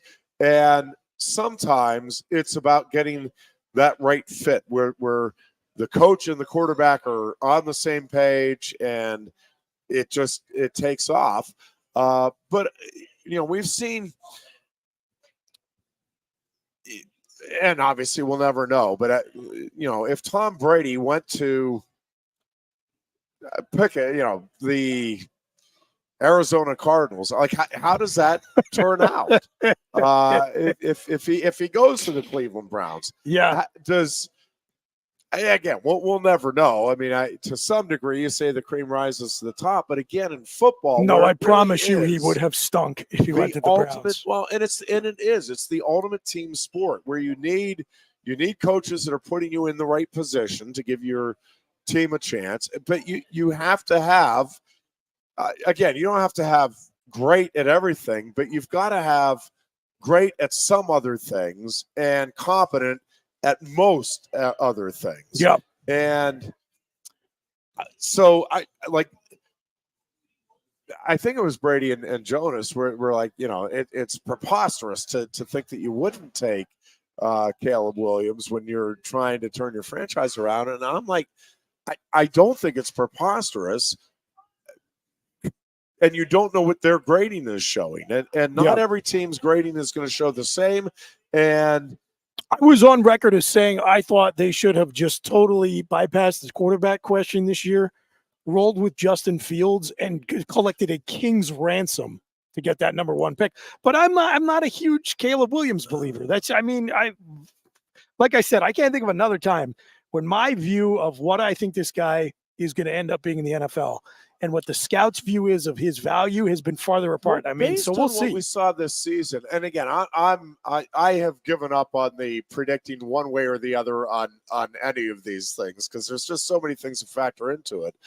But I am surprised at the number of people and experts that are saying it is a surefire bet with Williams. Yeah. Like I'm okay with saying, listen, he's the best talent. Sure. We think he has the best ceiling. Like you need to take him. But the number of folks that seem to believe this is a can't miss prospect, I'm not sitting here telling you he is going to be a bust and he won't make it. But I mean, we watched this last season, right? Like that wasn't a guy that I'm looking at and saying, man, there's no way you can't pass on that guy. Like he is going to go win a ton of Super Bowls for somebody. Like that isn't what we saw. Now, again, I'm not sitting here telling you there's no way he can't be a very successful Super Bowl winning Hall of Fame quarterback, but I don't see how you can say that is a sure thing at this stage with what we just witnessed this season. Like that wasn't surefire stuff to me at the next level, but much more draft talk coming up on Thursday. Yes, sir. Show. Goon and I will be back next Tuesday. Until Thursday's show, we hope that you are both good and safe, and Booch and company will talk to you then. Coast into fall with a new Kia from Lion Country Kia. Right now, get a 24 Kia Seltos for 5.25% APR for up to 48 months. A new Sportage plug-in hybrid at 0.9% APR. Check out our 23 Sorrento hybrid for as low as 4.5% APR. And don't forget, all 2023 and 2024 Kias come with a 10-year, 100,000-mile limited warranty. Stop in and meet with one of our sales experts today and coast into fall at Lion Country Kia. We want to see you in a Kia. Since retiring, I have spent my time searching the countryside for the hottest wings in America. I always seem to end up disappointed. You call these hot? Back off, Luigi. Mamma mia. Look, hands it, busboy. Your wings suck! I knew I should have stuck with Quaker Steak's triple atomic wings. You think I'm tough enough? The Center Hall Farm Store has been serving Center County and beyond for well over a half century. A small family business, the Center Hall Farm Store specializes in animal nutrition and manufactures its feed fresh using local ingredients. Get the best in horse, cow, pig, chicken, and bird feeds. If you're not already a customer, stop in and see why so many of your neighbors are. The Center Hall Farm Store at 110 West Allison Street in Center Hall, or call us at 814-364-1393.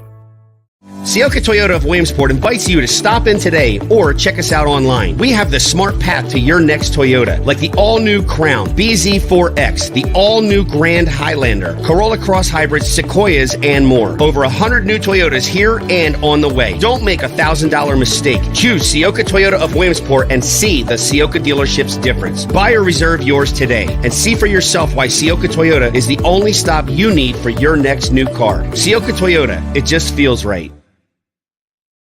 Ready to be part of something bigger? Come pave the road to success at Glen Baker and discover a career where your hard work and determination can build a bigger, better future. Our team believes we can build a stronger future together. Join us at Glen Baker, where we value teamwork on the field and on the job. Go to GOHcareers.com to apply. GOHcareers.com. And best of luck to all the Center County sports teams all season long from everyone at Glen Baker. With a Timber Kids savings account, you can start to save money, earn prizes, and teach your kids the value of savings. It's easy as 1, 2, 3.